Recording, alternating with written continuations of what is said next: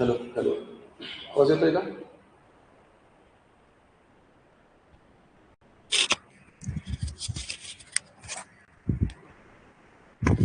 चला, good afternoon. आवाज येतोय का सांगा.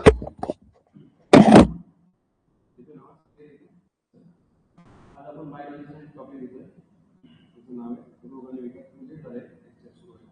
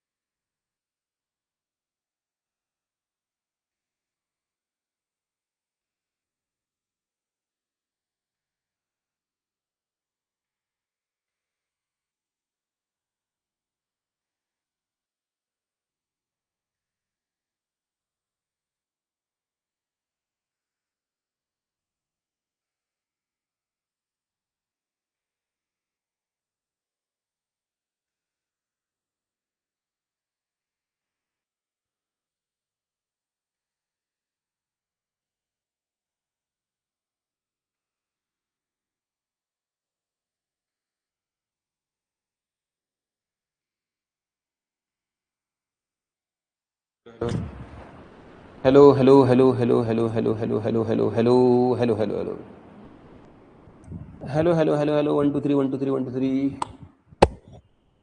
4 5 6 4 5 6 आला का? आला का? आला का? आता आला. आता आला. आता आला. गलत माईक लगा लिया था मैंने. 1 2 3 1 2 3 आलं का? आता ऐकू तुम्हाला? Yes. Okay. Yes. Okay. Yes. Okay. Yes. Okay. चला, लक्ष द्या माझं. सो डिसीज म्हणजे काय? डिसीज, रोग म्हणजे काय? रोग म्हणजे एखाद्या व्यक्तीच्या शारीरिक किंवा मानसिक कार्यात बिघाड निर्माण होण्याची स्थिती. एखाद्या व्यक्तीच्या शारीरिक किंवा मानसिक कार्यामध्ये बिघाड निर्माण होण्याची स्थिती म्हणजे रोग असते. ठीक आहे. Disease is a psychological or physiological dysfunctioning of the body.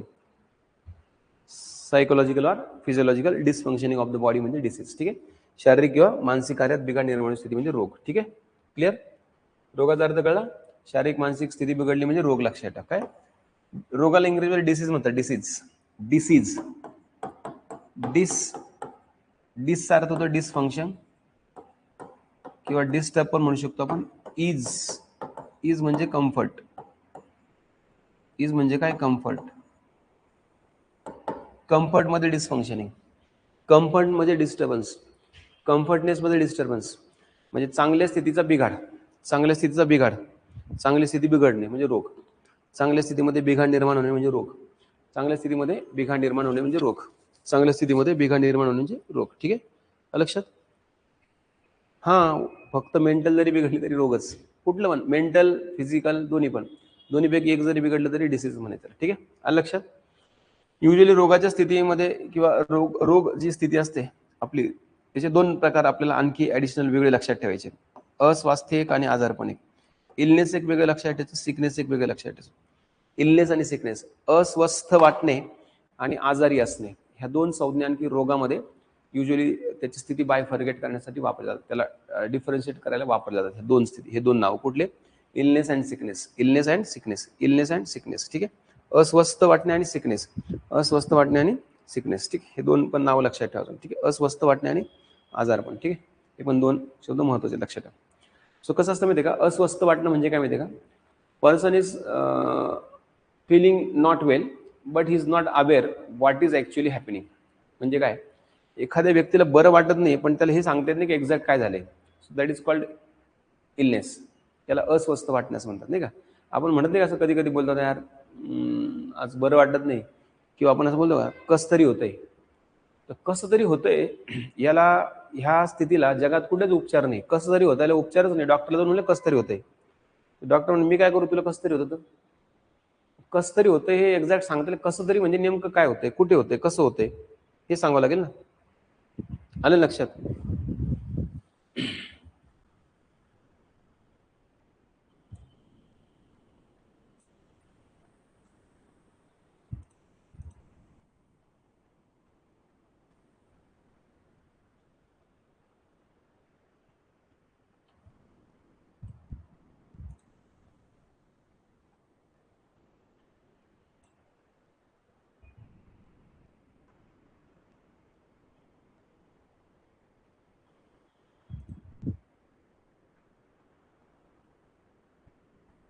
चलो अब देखो, अब देखो, अब देखो, अब देखो, अब ठीक है, अब ठीक है, आ गया कि मैं भी, अब आ गया, अब आ गया.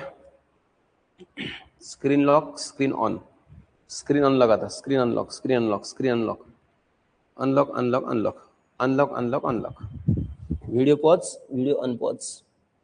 Okay okay okay okay okay okay, ठीक आहे, चल लक्ष द्या. सो काय सांगतो मी तुला, इलनेस, इलनेस म्हणजे काय माहिती आहे, इलनेस म्हणजे कसं तरी होते म्हणजे काय, एक्झॅक्ट सांगता येते. डोकं दुखते का, अंग दुखते का, पोट दुखते का, पाय दुखते का, हात दुखतंय, काय कुठे होते नाही सांगता येते. छाती दुखते का, जठरात दुखते का, लिव्हरमध्ये, किडनीमध्ये नाही सांगता येते. सो जेव्हा एखाद्या व्यक्तीला स्वतःच्या आरोग्याबद्दल, अनारोग्याबद्दल सांगता येत नाही एक्झॅक्ट काय, त्याला अस्वस्थ वाटणं असं म्हणतात, त्याला इलनेस म्हणतात. क्लिअर का, क्लिअर, हे क्लिअर. आजारपण काय असतं, सिकनेस काय असतं, सिकनेस, आजारपण काय असतं. सिकनेस म्हणजे मित्रांनो, आजारपण म्हणजे, सिकनेस म्हणजे सामाजिक कार्यात अडथळा निर्माण होण्याची स्थिती. सामाजिक कार्यात अडथळा निर्माण होण्याची स्थिती म्हणजे काय, एखाद्या रोगाच्या स्थितीमुळे जर समजा इतरांना रोग होत असेल, एखाद्या व्यक्तीच्या रोगाच्या स्थितीमुळे इतरांना पण रोग होत असेल, तर त्याला म्हणायचं आजारपण. कळलं. म्हणजे आपण आजारी आहो केव्हा म्हणायचं माहिती का, डोळे आले तर आजारी म्हणायचं, कारण आपल्या डोळे आले तर बाकीच्यांचे येऊ शकतात. लक्षात, कळलं, आलं लक्षात. आपल्याला जर समजा काय म्हणतात त्याला, कोरोना झाला, दुसऱ्याने पण होऊ शकतो. आपल्याला सर्दी झाली, दुसऱ्याने पण होऊ शकतो. लक्षात, कळलं. सो जेव्हा जेव्हा आपल्याला संसर्गजन्य रोग होईल, संसर्गजन्य रोग जो आपल्यामुळे इतरांना पण होऊ शकतो, तेव्हा त्याला आजारपण म्हणायचं. पण आपल्याला ताप आला, ताप आला इज नॉट आजारी पडणं. डोकं दुखतंय इज नॉट आजारी पडणं, बिकॉज ताप आला, डोकं दुखतं, आपल्यामुळे दुसऱ्यांना थोडी होणार आहे. कळलं ना. कॅन्सर झाला, नॉट आजारी पडणं. डायबिटीज झालं, नॉट आजारी, कारण आपल्या डायबिटीज दुसऱ्या थोडी होणार आहे आपल्यामुळे, नाही का. सो जेव्हा एखादा आजार आपल्यामुळे दुसऱ्यांना होतं, आपल्या संपर्कात आल्यावर त्याला आजारपण म्हणायचं. कळलं का. त्याला काय म्हणायचं, आजारपण म्हणायचं. कळलं का. त्याला काय म्हणायचं, आजारपण म्हणायचं. कळलं.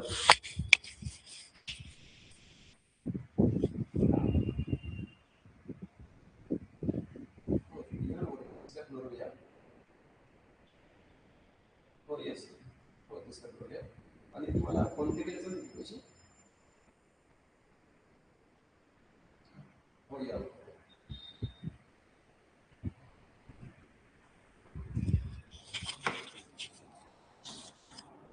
ओके.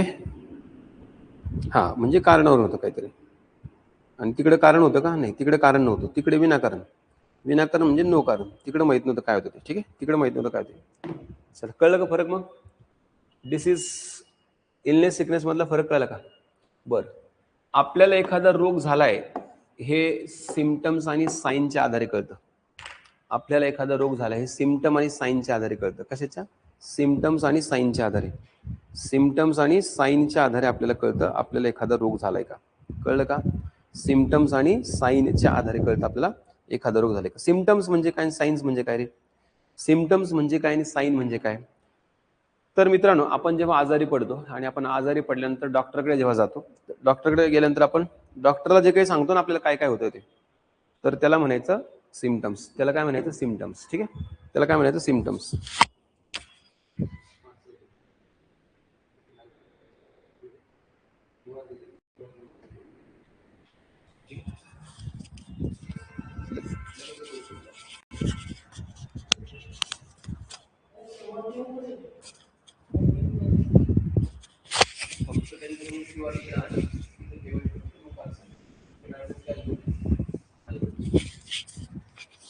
चल, कळलं का रे.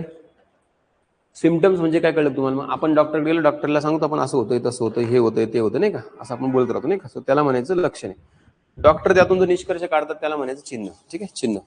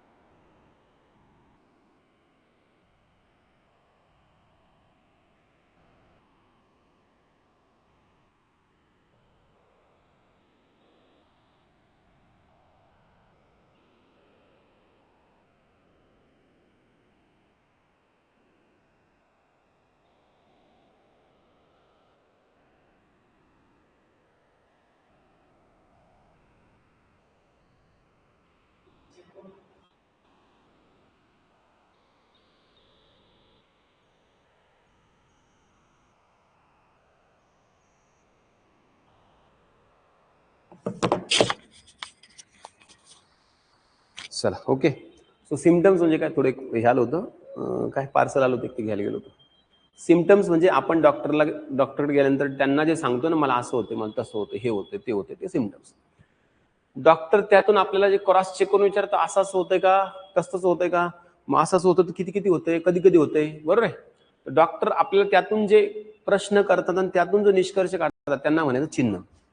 मग लक्षण आणि चिन्हामधला फरक लक्षात घ्या मित्रांनो. काय माहिती, लक्षण आणि चिन्हांमधला फरक लक्षात आहे. आवाज येत नाहीये, आवाज नाही येते. लक्षण आणि चिन्हांमधला महत्त्वाचा फरक आहे, वेगवेगळ्या रोगांचे लक्षणं कॉमन असतात, सारखे असतात, असू शकतात, ठीक आहे. परंतु परंतु परंतु विशिष्ट रोगाचे चिन्ह मात्र विशिष्टच असतात. कळलं का काय बोललो मी? सुद्धा डोकं दुखणं, ताप येणं, अंग दुखणं हे अनेक रोगांमध्ये होऊ शकतं. परंतु मग त्या डोकं दुखणं, अंग दुखणं, ताप येणं हे नेमकं कुठल्या रोगाकडे, कुठल्या आजाराकडे इशारा करत आहे हे डॉक्टर ओळखतात. डॉक्टर ज्याच्या आधारे ओळखतात त्याला चिन्ह म्हणतात. मग मला सांगा आता, रोग निश्चिती कशाच्या आधारे होते, लक्षणं का चिन्ह? सांगा बरं पटकन. रोग निश्चिती कशाच्या आधारे होते, लक्षणांच्या आधारे होते का चिन्हांच्या आधारे होते? सांगा बरं पटकन. रोग निश्चिती कशाच्या आधारे होते, लक्षणं का चिन्ह? रोग निश्चिती कशाच्या आधारे होते, लक्षणांच्या आधारे होते का चिन्हांच्या आधारे होते? सांगा पटकन.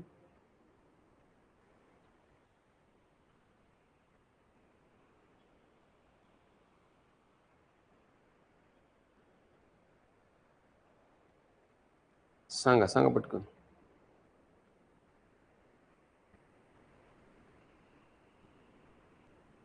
रोग निश्चिती कशाच्या आधारे होते, लक्षण का चिन्ह? चिन्ह चिन्ह, लक्षण नाही.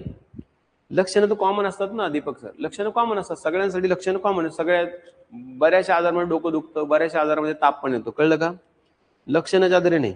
पूजा म्हणून लक्षणाच्या आधारे नाही, सुजाता म्हणून लक्षणाच्या आधारे, चिन्हांच्या आधारे. चिन्हांच्या आधारे, साईन साईन. काय बोललो मी, कळलं का तुम्हाला?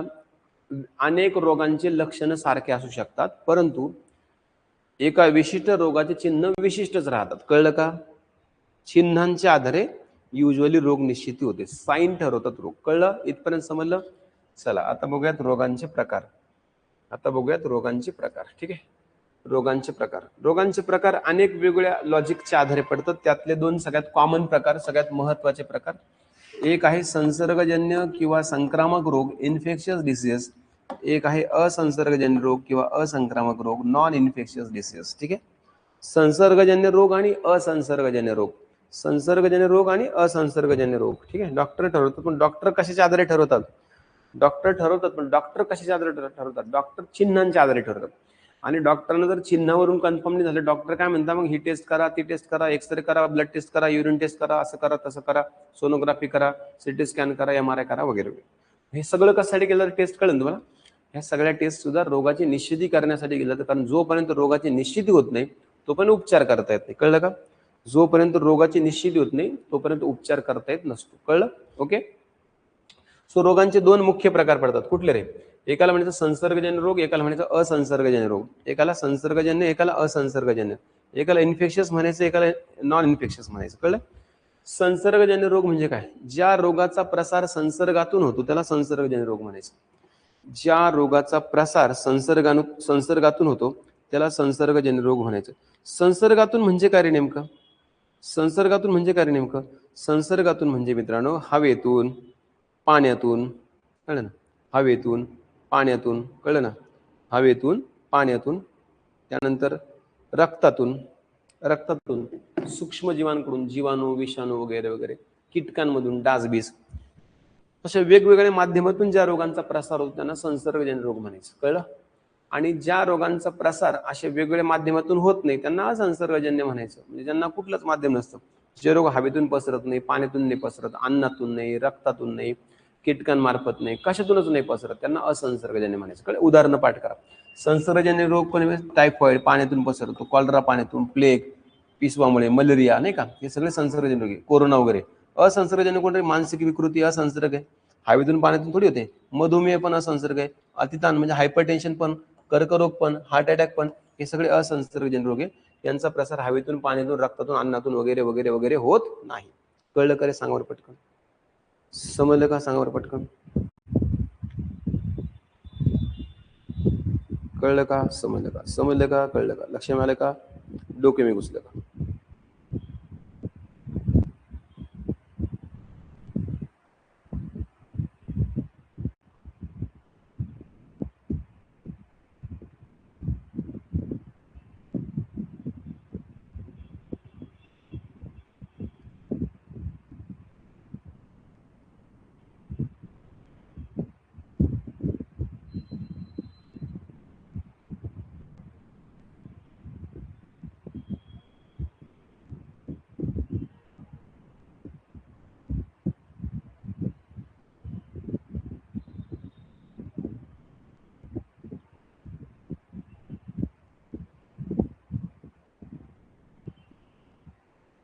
कळलं का रे? सांगा बरं पटकन.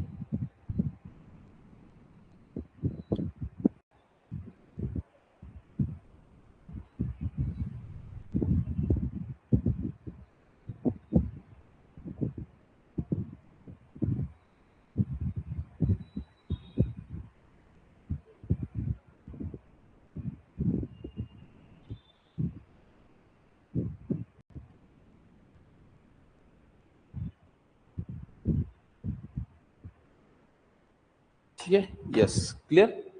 चला पुढे.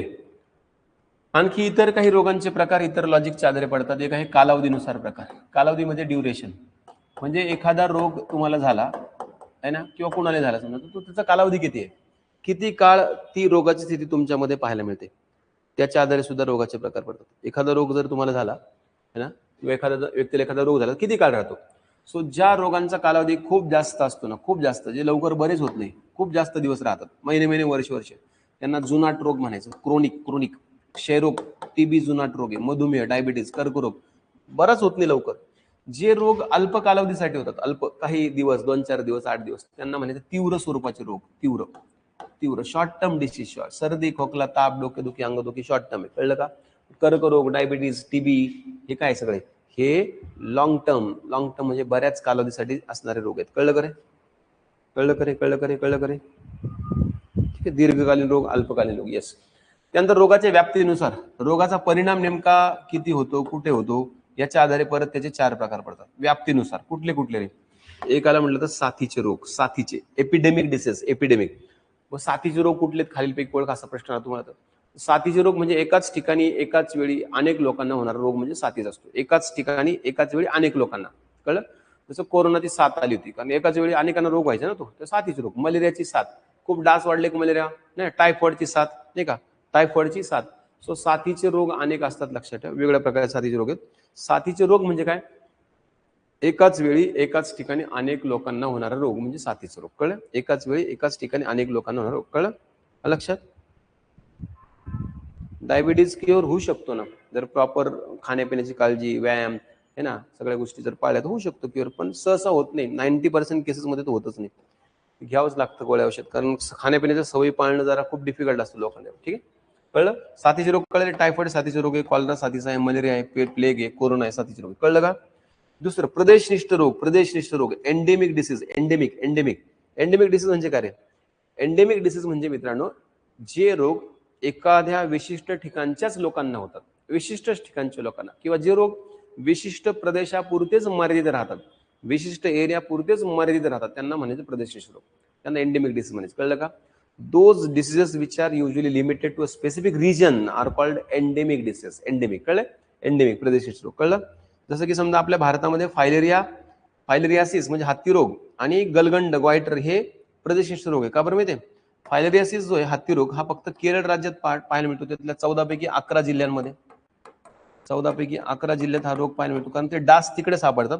आणि गलगंड ग्वायटर उत्तर भारतात सापडतो, हिमालयन रिजन मध्ये, हिमाचल प्रदेश वगैरे, लेह लद्दाख वगैरे तिकडे ग्वायटर जास्त सापडतो. का बरं? तो भाग समुद्र सपाटीपासून खूप उंचावर असल्यामुळे तिकडच्या जमिनीमध्ये आयोडीन नाहीये, समुद्र पण नाहीये तिकडे, त्यामुळे त्या लोकांना आयोडीनची खूप कमतरता होते. आयोडीनची कमतरता झाली की थायरॉइड ग्रंथीला सूज येते, थायरॉइड ग्रंथीला सूज आली की त्याला म्हणायचं ग्वायटर, कळलं का? त्याला म्हणायचं ग्वायटर. काय म्हणायचं? ग्वायटर. गलगंड म्हणायचं, गलगंड, कळलं का रे? पुढचा आजार आहे सार्वदेशिक रोग, सार्वदेशिक पॅन्डेमिक. ज्या रोगाची व्याप्ती जगभर असते किंवा ज्या रोगाची व्याप्ती जगातल्या बऱ्याच देशांमध्ये पाहायला मिळते त्याला म्हणायचं पॅन्डेमिक. कोरोना काय होतं रे? कोरोना, कोविड काय होतं रे? कोविड काय होतं? पॅन्डेमिक. पॅन्डेमिक लक्षात, ठीक आहे? हा, याचं वॅक्सिन देतात ना आपल्याला पण.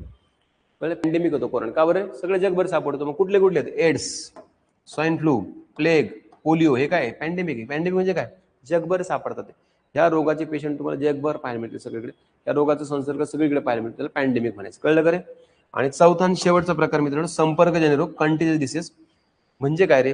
जे रोग संपर्कातून पसरतात, प्रत्यक्ष स्किन टू स्किन कॉन्टॅक्ट मधून पसरतात, त्यांना संपर्कजन्य रोग म्हणायचं. संपर्कातून, स्पर्शातून पसरतात. खरूज, गचकर्ण, नायटा. फंगल इन्फेक्शन, फंगल इन्फेक्शन, खरूज, गचकर्ण, नायटा, हे काय? संपर्कजन्य रोग आहे. काय? संपर्कजन्य रोग आहे. काय? संपर्कजन्य रोग आहे. कोण? खरूज, गचकर्ण आणि नायटा. खरूज, गचकर्ण आणि नायटा. कळलं का रे? सांगा बरं पटकन. कळालं का? सांगा पटकन. वाटलं का? रोगांचे प्रकार वाटले का तुम्ही? रोगांचे प्रकार तुम्ही वाटले का?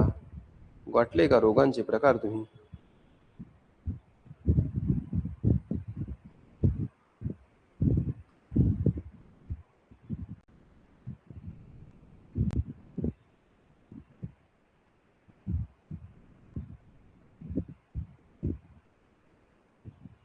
Clear? Clear, clear, okay, okay, yes, yes, okay, okay, ठीक आहे. चलो पुढे. पुढे आता आपल्याला बघायचे महत्वाचे जीवाणूजन्य रोग. जीवाणूजन्य रोग, बॅक्टेरियल डिसीज. मित्रांनो, रोग झाला, आपण आजारी पडलो की त्याच्यानंतर मग त्याला बरं करण्यासाठी जे काही केलं जातं प्रोसिजर, त्याला म्हणलं जातं उपचार. कळलं? त्याला म्हणलं जातं उपचार, ठीक आहे. संसर्गजन्य म्हणजे जे हवेतून पसरतात, पाण्यातून पसरतात. स्किनच्या रोगावर औषध आहे ना? आहे ना, स्किनच्या रोगावर औषध असतं ना, जे हवेतून पसरतात. सर्दी समजा, फ्लू हवेतून पसरते, टायफॉइड दूषित पाण्यातून पसरतो, नाही का, ते संसर्गजन्य रोग. कर्करोग हवेतून नाही पसरत ना, डायबिटीज हवेतून नाही होत ना, पाण्यातून पण नाही होत ना, मग ते असंसर्ग. कळलं का? ज्या रोगांना कुठलं तरी कारण असतं, कुठलं तरी माध्यम असतं, ते संसर्ग आहे. ज्यांना कारण नसतं, कुठलं माध्यम नसतं, ते असंसर्ग. कळलं? कळलं का? मेंदूवर परिणाम झाला, कस काय झाला? हवेतून काय आलं का? पाण्यातून काय आलं का? अन्नातून काय आलं का? रक्तातून? नाही, इंटरनल झालं ते सगळं, त्यांना असंसर्ग म्हणायचं. कळलं? यस. चलो, सो आता आपल्याला रोगांचे प्रकार बघायचे, पण मी तत्पूर्वी काय सांगतो तुम्हाला ते ऐकून घ्या. तत्पूर्वी मी तुम्हाला काय सांगतो ते ऐकून घ्या. आपण जेव्हा आजारी पडतो ना मित्रांनो, तेव्हा त्या आजारपणासाठी आपल्याला त्याचा उपचार करावा लागतो. कुठल्याही रोगाचा उपचार करण्यासाठी त्या रोगाचं निदान होणं खूप गरजेचं असतं. निदान म्हणजे डायग्नोसिस. डायग्नोसिस डॉक्टरला आपण सांगून चर्चा करून पण होऊ शकतं. काही वेळा फक्त चर्चेतून डायग्नोसिस होत नाही, त्यामुळे मग आपल्याला वेगवेगळ्या चाचण्या कराव्या लागतात, मेडिकल टेस्ट कराव्या लागतात, ब्लड टेस्ट, युरिन टेस्ट, हे टेस्ट, टेस्ट वगैरे वगैरे वगैरे. कळलं? कर्करोग जेनेटिक असतो का? हा, असू शकतो. खूप कमी चान्सेस आहे, पण असू शकतो. खूप कमी चान्सेस आहे, ठीक आहे. खूप कमी, अगदी रेअर म्हणलं तरी चालतं, ठीक आहे. सो उपचार, पण आपल्याला रोग होऊच नाही, है ना, झालाच नाही पाहिजे, असं जर काही स्थिती करता असेल हो, मित्रांनो, असे काही रोग आहेत ज्याच्यावर उपचारच नाही, कळलं ना. असे पण काही रोग आहेत, विशेष करून व्हायरसवाले, त्याच्यावर उपचारच नाही. व्हायरसवाल्या रोगांवर जर उपचारच नसेल, मग आपल्याला काय करावं लागेल? व्हायरसवाला रोग होऊ देणं चालेल का आपल्याला? नाही. व्हायरसवाला रोग, विषाणूवाला रोग होऊच नाही यासाठी आपल्याला काय करायला, त्याचा प्रतिबंध करावा लागेल. मग रोग होऊ नये यासाठी प्रतिबंध करावा लागतो. रोग जर झाला तर त्याच्यावर उपचार करावा लागतो, कळलं का. पण व्हायरसवाल्या रोगांना उपचार नाही ना, मग प्रतिबंध करावा लागतो. रोगाच्या प्रतिबंधासाठी घ्यावे लागतात लसी. काय घ्यावे लागतात? लसी. लसी रोग प्रतिबंध करण्यासाठी, रोगाचा प्रतिबंध करण्यासाठी काय करावं लागतं? वॅक्सिन्स घ्यावे लागतात. वॅक्सिन्स, लसी घ्याव्या लागतात. लसी, कळलं का रे? कळलं का? लसी घ्यावी लागतात. लसी. मग लसी अगोदरच घेऊन ठेवतो आपण. मग त्याचा फायदा का तो लसीचा माहिती आहे? लसीचा फायदा असा होतो, जर आपण लस घेतल्यानंतर एखादा रोगकारक आपल्या शरीरात आला जरी, एखादा रोगकारक आपल्या शरीरात आला जरी लसी घेतल्यानंतर, तरी आपण आजारी पडत नाही. का बरं? कारण लस घेतली म्हणजे आपल्या शरीरात त्या रोगाच्या विरुद्ध रोगप्रतिकार तयार झाला. लसीचा फायदा काय तो? एखाद्या रोगाच्या विरुद्ध रोगप्रतिकार तयार करणं शरीरामध्ये, कळलंय? लक्षात? ठीक आहे. सगळ्याच व्हायरल डिसीजला नाही, एड्सला वॅक्सिन नाहीये. एड्सला वॅक्सिन नाही. सगळ्याच व्हायरल डिसीजला वॅक्सिन घ्यावं लागतं असं काही गरजेचं नाहीये. बट मेजॉरिटी 90% व्हायरल डिसीजला वॅक्सिन घेतात. 90%. 10% छोटे मोठे चिल्लर पाल्लर डिसीज त्याला नाही घेतलं तरी चालतं. पण ते डेंजर आहे ना, त्याला वॅक्सिन घ्यावेच लागतात. आणि काहीला तर वॅक्सिन पण नाहीये, त्यामुळे टेन्शनच आणखी आपल्याला. ठीक आहे, कळलं का? अशा वॅक्सिनचा शोध पहिल्यांदा कोणी लावला? पहिल्यांदा वॅक्सिनचा शोध कोणी लावला? पहिल्यांदा वॅक्सिनचा शोध लावला doctor Edward Jenner. Doctor Edward Jenner. कुठली वॅक्सिन तयार केली त्यांनी? त्यांनी तयार केली होती स्मॉल पॉक्स वॅक्सिन. कुठली? स्मॉल पॉक्स वॅक्सिन, म्हणजे देवीची लस. कळलं का? कळलं? मोस्टली वॅक्सिन जे आहेत ना, मोस्टली वॅक्सिन जे आहेत ना, वॅक्सिन लसी जे आहेत ना, लसी वॅक्सिन मोस्टली इंजेक्शनद्वारे दिल्या जातात रे. वॅक्सिन ज्या आहेत त्या मोस्टली इंजेक्शनद्वारे दिल्या जातात. मोस्टली 99% वॅक्सिन इंजेक्शन दिले जातात. किती? 99%. ठीक आहे. किती पर्सेंट? 99% वॅक्सिन इंजेक्शननेच दिले जातात. कळलं? कळलं का रे? किती? 99%. क्लिअर का? काही वॅक्सिन तोंडा वाटे पण दिल्या जातात रे. तोंडा वाटे पण काही वॅक्सिन. किती? 1% किंवा लेस दॅन 1%. कळलं? इंजेक्शनद्वारे दिल्या जाणाऱ्या वॅक्सिनला इंजेक्टिबल वॅक्सिन म्हटलं जातं. इंजेक्टिबल. इंजेक्टिबल. आणि तोंडावाटे दिल्या जाणाऱ्या वॅक्सिनला ओरल वॅक्सिन म्हटलं जातं. ओरल. कळलं? याचं उदाहरण एकच आहे मित्रांनो. कुठली माहिती आहे? पोलिओचे वॅक्सिन. फक्त पोलिओच असा रोग आहे, पोलिओच असा रोग आहे ज्याची वॅक्सिन ओरली दिली जाते. बाकी सगळ्या रोगांचे वॅक्सिन इंजेक्शन दिलं. कळलं? फक्त पोलिओची वॅक्सिन तोंडावाटे दिली जाते. कळलं का रे? फक्त पोलिओची वॅक्सिन जी आहे ती तोंडावाटे दिली जाते. बाकी सगळ्या वॅक्सिन इंजेक्शनद्वारे दिल्या जातात. बाकी सगळ्या वॅक्सिन इंजेक्शनद्वारे दिल्या जातात. बाकी सगळ्या वॅक्सिन इंजेक्शनद्वारे दिल्या जातात. कळलं का? सांगा पटकन.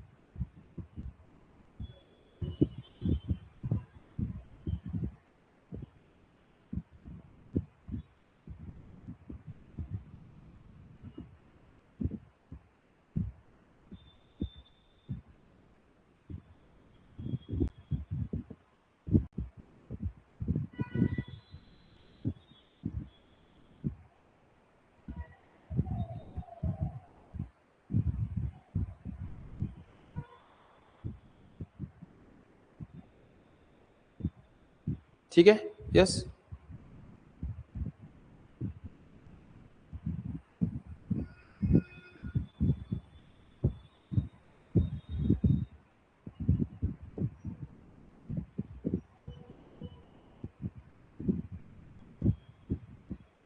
ठीक आहे. यस. ओके. चलो, क्लिअर झालं. मग हे कळलं, वॅक्सिनचं कळलं सगळं लॉजिक. चला आता बघूयात आपण. आता आपल्याला अभ्यास करायचा आहे महत्वाच्या रोगांचा. महत्वाच्या रोगांमध्ये आपण काय काय पाहणार आहे किंवा तुम्ही काय काय लक्षात ठेवायचं परीक्षे दृष्टिकोनातून. तुम्ही लक्षात ठेवायचं मित्रांनो, प्रत्येक रोगाचा रोगकारक है ना. प्रत्येक रोग कशामध्ये? त्याचा रोगकारक है ना. नंतर त्या रोगकारकाचा प्रसार कसा होतो, तो कसा येतो आपल्या शरीरात, प्रसार. तिसरं, त्याचा परिणाम आपल्या शरीरात कोणकोणत्या अवयवावर होतो, महत्वाचे. चौथं, त्याचा उपचार कसा करतात, उपचार. आणि पाचवं, त्याचा प्रतिबंध करण्यासाठी काही लस आहे का. उपचार प्रतिबंध फरक म्हणून तुम्हाला सांगितलं आता, कळलं? आणि त्याच्याशी संबंधित जर काही महत्त्वाचे दिवस असतील ना, आपल्याला दिवस विचारतात ना, जसं की आता 24 मार्चला काय होता, जागतिक टीबी दिवस होता ना 24 मार्चला, टीबी आहे ना, राष्ट्रीय क्षयरोग दिवस होता ना, क्षयरोग. तसं मग त्या रोगाशी संबंधित असे दिवस असतात महत्त्वाचे, ते दिवस पण माहिती पाहिजे, ते कुठल्या कुठल्या तारखेला कुठल्या रोगाचा दिवस साजरा केला जातो, लाईक दॅट. कळलं? यस, ठीक आहे. चला, ओके का? चला, लक्ष द्या आता, ठीक आहे. चला, पहिलाच आजार आहे मित्रांनो. पहिले आपण आता जीवाणूजन्य रोग पाहणार आहे. म्हणजे पहिले तुम्हाला आता सगळे महत्वाचे जीवाणूमुळे होणारे आजार सांगणार आहे. आता हे सगळे मी जे शिकवतो एमपीसीचं आहे, पण यातले मी तुम्हाला जे येऊ शकतात तेवढेच शिकवतो, बाकीचे नाही शिकवत. गरज नाही विनाकारण एक्स्ट्रा डोकं लावायची. कळलं का? जेवढे तुम्हाला येऊ शकतात, विचार येऊ शकतात, स्टेट बोर्डला जेवढे आहेत आपले तेवढे शिकवतो, ठीक आहे. पहिला आहे मित्रांनो क्षयरोग म्हणजे ट्युबरक्लोसिस, याला टीबी म्हटलं जातं. टीबी. आता तुम्हाला अजून एक गोष्ट लक्षात ठेवायची मित्रांनो, ज्या ज्या जीवाणूंमुळे रोग होतात त्या रोगांची नावं जीवाणूच्या नावावरूनच पडली आहे. कळलं काय बोललो मी? ज्या ज्या जीवाणूमुळे रोग होतात त्या जीवाणूंची नावं, म्हणजे त्या रोगांची नावं जीवाणूच्या नावावरूनच पडली आहे. कळलं का? ज्या ज्या जीवाणूमुळे रोग होतात त्या रोगांची नावं जीवाणूंच्या नावावरूनच पडलेली आहे. कळलं का? जसं की समजा हा क्षयरोग, त्याला इंग्रजीमध्ये ट्युबरक्लोसिस म्हणतात. ट्युबरक्लोसिस नाव कुठून आलं? ट्युबरक्लोसिस, त्याचा रोगकारक जो जीवाणू आहे त्याचं नाव आहे मायकोबॅक्टेरियम ट्युबरक्लोसिस. कळलं का रे? काय नाव आहे? Mycobacterium tuberculosis. मायकोबॅक्टेरियम ट्युबरक्लोसिस म्हणजे टीबी असं नाव पडलं. TB, tuberculosis, TB. कळलं? या जीवाणूचा शोध, ह्या जीवाणूमुळे क्षयरोग होतो, याचा शोध कोणी लावला? याचा शोध रॉबर्ट कॉचने लावला 1882 मध्ये. कळलं का? मायकोबॅक्टेरियम ट्युबरक्लोसिस मुळे टीबी होतो, क्षयरोग होतो, याचा शोध कोणी लावला? याचा शोध रॉबर्ट कॉचने लावला. कळलं? यस, क्लिअर का? रॉबर्ट कॉचने. परिणाम कशावर होतो त्याचा? प्रसार कसा होतो? हवेतून. मग ज्या रोगाचा प्रसार हवेतून होतो, लक्षात ठेवायचं, हवेतून म्हणजे नाकातून, म्हणजे त्याचा परिणाम फुफ्फुसांवर होणार, घशावर होणार, लक्षात ठेवा. कळलं? हवेतून जर प्रसार, फुफ्फुसांवर परिणाम, मज्जारज्जू म्हणजे स्पायनल कॉर्ड रे, चेतारज्जू म्हणतात त्याला, हाडांवर परिणाम होतो, मेंदूर होतो, वृक्क म्हणजे किडनी रे, किडनीवर पण परिणाम करतो हा. कळलं? कोण? हा टीबीचा जीवाणू. कळलं? मग याच्यावर प्रतिबंध आहे का रे? काही प्रतिबंध आहे का काही? हो, प्रतिबंध आहे ना. खतरनाक डिसीज आहे, खतरनाक डिसीजवर प्रतिबंध असायलाच पाहिजे. खतरनाक डिसीज हा, कळलं ना? खतरनाक डिसीज आहे, याच्यावर प्रतिबंध असायलाच पाहिजे, लक्षात. ठीक. कसं आहे, प्रत्येक सजीवाचं जे अस्तित्व आहे पृथ्वीवर, पृथ्वी तयार झाल्यानंतर सजीवसृष्टी अस्तित्व आली, प्रत्येक सजीव तयार झाला, प्रत्येक जीवाणू तयार झाला. प्रत्येक जीवाणू वेगवेगळ्या ठिकाणी राहू लागला आणि त्यापैकी ज्या ठिकाणचे माध्यमाशी आपला संपर्क आला तो आपल्या शरीरात आला. आपल्या शरीरासाठी काही काही जीवाणू काही काही गोष्टी हानिकारक ठरल्या, त्याचा परिणाम आपल्या शरीरात दिसायला लागला, त्याला रोग म्हणायचं. कळलं? हा तयार होतो म्हणजे जसे प्रत्येक सजीव तयार झाला. जीवाणू हा पहिला सजीव आहे पृथ्वीवर तयार झाला, पहिला सजीव जीवाणू पाण्यात तयार झाला पहिल्यांदा. ठीक आहे. आणि जो टीबीचा आपल्या शरीरात तो दुधातून आला, लक्षात. टीबीचं जीवन आपल्या शरीरात दुधात पहिले दुधात आलेले टीबी जीवन, मग रोगाच्या शरीरात आले, रोगाच्या शरीरातून हवेत पसरले, मग त्याच्या सभोवताली आजूबाजूला असलेल्या लोकांच्या शरीरात ते हवेतून गेले, त्यांना हवेतून प्रसार झाला त्याचा. कळलं? चला, प्रतिबंध करता येतो का? हो, लहान मुलांना क्षय प्रतिबंधक लस देतात, तिचं नाव आहे बीसीजी. बीसीजीचा फुल फॉर्म आहे बॅसिलस कॅलमेट गॉरिन. काय फुल फॉर्म आहे? बॅसिलस कॅलमेट गॉरिन. बॅसिलस म्हणजे तो जीवाणू दंडाकृती म्हणून बॅसिलस. कॅलमेट हे त्या शास्त्रज्ञाचं नाव आहे. गॉरिन ह्या दुसऱ्या शास्त्रज्ञाचं नाव आहे, ज्या शास्त्रज्ञांनी लस बनवली. म्हणजे नाव पडलं बॅसिलस कॅलमेट गॉरिन. काय नाव पडलं? बॅसिलस कॅलमेट गॉरिन. कळलं? लहान मुलांना बीसीजी लस दिली तर लहान मुलांना, लक्षात. ठीक आहे. बरं, ट्रीटमेंट कशी करतात रे? उपचार कसे करतात? उपचार कसं करतात? सो आपल्या देशामध्ये टीबीचं प्रमाण खूप जास्त आहे, म्हणजे one of the leading country आहेत आपण जगामध्ये टीबीसाठी. लिडिंग, बऱ्यापैकी पेशंट सापडतात आपल्याकडे. ठीक आहे, बऱ्यापैकी. ठीक आहे.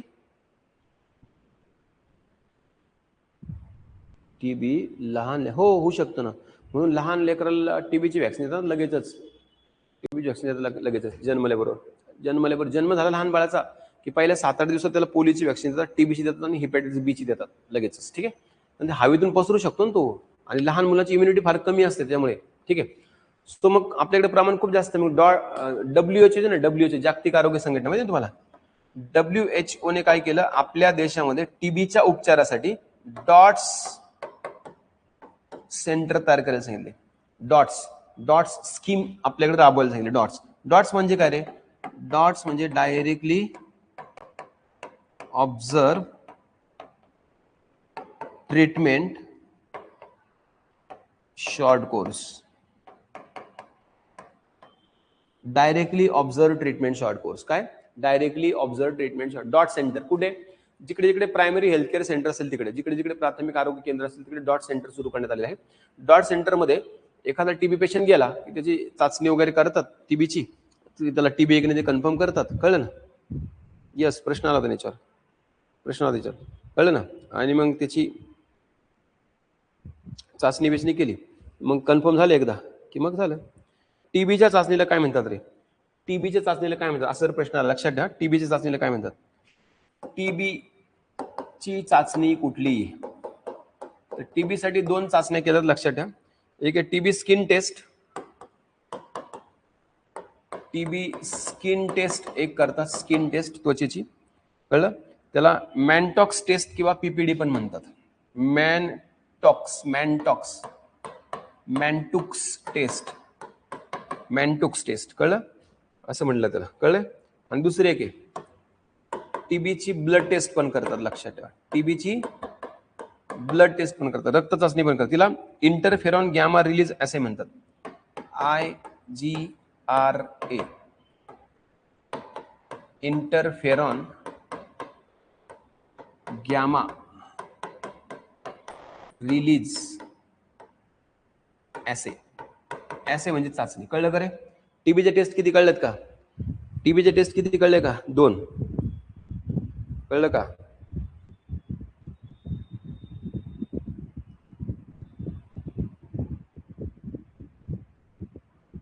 मेंडल मॅनटॉक्स टेस्ट पण होत्याला, प्युरिफाईड प्रोटीन डेरिव्हेटिव्ह. कळलं का? टीबीचे टेस्ट किती? 2 आहे. मग किती? 2. कळलं? मग एकदा कन्फर्म झालं मध्ये ट्रीटमेंट सुरू होते. मग टीबीच्या पेशंटला डॉट सेंटरला अँटीबायोटिक दिला जातात. काय दिलं? अँटीबायोटिक्स. सगळ्यात पहिले अँटीबायोटिक वापरलं गेलं स्ट्रेप्टोमायसिन. लक्षात ठेवा, स्ट्रेप्टोमायसिन अँटीबायोटिक शोध वॉक्समनीला दिला. डॉट सेंटर सुरू झाल्यापासून तिकडे 4 प्रकारचे अँटीबायोटिक दिला, 4 टाईपचे अँटीबायोटिक दिला डॉट सेंटरमध्ये. कुठले रे? 4 प्रकारचे अँटीबायोटिक्स कुठले रे? कुठले अँटीबायोटिक दिला जातात? आयसोनियाझिड, रिफॅम्पिसिन, प्रॅझिनामाइड आणि इथॅम्ब्युटॉल. कळलं? भारतामध्ये टीबी कंट्रोल करण्यासाठी 1997 पासून सुधारित राष्ट्रीय क्षयरोग नियंत्रण कार्यक्रम सुरू आहे. त्यानुसार डॉट सेंटर सुरू केले गेले 1997 पासून. तिथे रोग्यांना मोफत औषध उपचार दिला जातो. 24 मार्च आहे क्षयरोग प्रतिबंध दिवस. आत्ता झाला रे, 24 मार्च आहे क्षयरोग प्रतिबंध दिवस. कळलं का रे? 24 मार्च काय आहे? क्षयरोग प्रतिबंध दिवस आहे. ठीक आहे. आता पुढे येणार आहे, पुढे आपल्याला त्रिगुणी लस येणार आहे. पुढे थोडं दम का, त्रिगुणी लस सगळं शिकायचे पुढे आपल्याला, कुठल्या लस. ठीक आहे, हे आली बघा त्रिगुणी, दुसरी आली. त्रिगुणी येईल पुढे येईल. थांबा. पुढचा आजार आहे विषाणूजन्य आजार, त्याचं नाव आहे टायफॉइड. त्याला विषम ज्वर म्हटलं तर टायफॉइडचा रोगकारक आहे salmonella typhi, सल्मानाला typhi, salmonella typhi, टायफीवरून typhoid. ठीक आहे. याचा प्रसार होतो दूषित पाण्यातून, दूषित अन्नातून. जे लोक वारी बिरेला जातात, यात्रे बित्रेला जातात ना, 4 धाम 2 धाम, ते कुठेही खातात, कुठे पितात, अस्वच्छ वगैरे, त्यांना टायफॉइड होण्याची शक्यता खूप जास्त असते. ठीक आहे, खूप जास्त. ठीक आहे. परिणाम कशावर होतो मग? आतड्यावर आणि पचन संस्थेवर. उपचार कसा करायचा रे? क्लोरोमायसिटीन किंवा क्लोरॅमिफेनॅकॉल नावाचे औषध येतात. कळलं? अमेरिकेमध्ये पहिल्यांदा मेरी मॅलन या हाऊसमेडला, म्हणजे घरकाम करणाऱ्या एका महिलेला हा आजार झाला होता. नंतर इतरांना संसर्ग झाला त्याचा. कळलं? त्याला टायफॉइड मेरी पण म्हणतात. लक्षात ठेवा, टायफॉइडला टायफॉइड मेरी पण म्हणतात. का? कारण हा आजार पहिले मेरी मॅलन, कुणाला?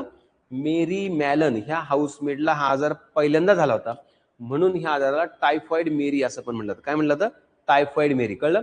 टायफॉइड मेरी. भारतामध्ये टायफॉइडचे पण प्रमाण खूप जास्त आहे, कारण खूप अस्वच्छ राहतात लोक. भारतामध्ये या टायफॉइडचा अभ्यास किंवा जीवाणूंचा अभ्यास करण्यासाठी दिल्लीला स्पेशल एक संस्था आहे. कुठे माहिती आहे? Lady Hardinge medical college. प्रश्न आला याच्यावर एमपीसीला.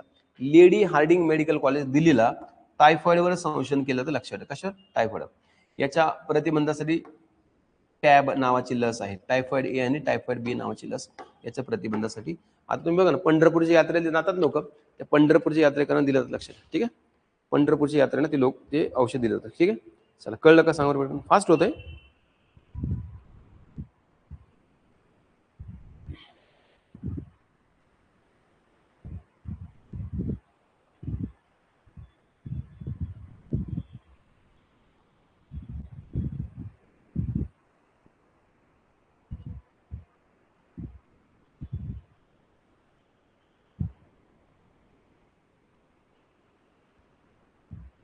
कळलं का?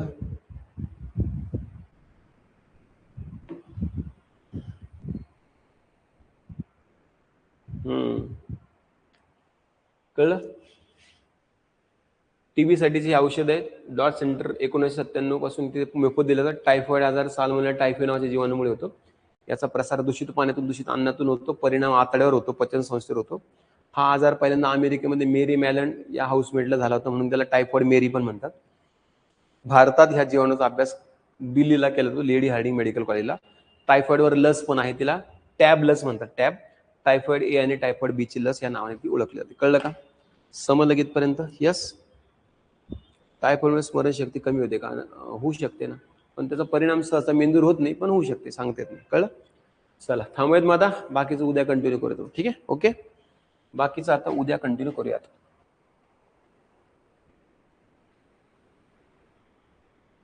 हा टॉपिक जरा बराच मोठा आहे, त्यामुळे बरेच दिवस चालेल हा टॉपिक आपला. हा टॉपिक बराच मोठा आहे, त्यामुळे तो बरेच दिवस चालेल आता.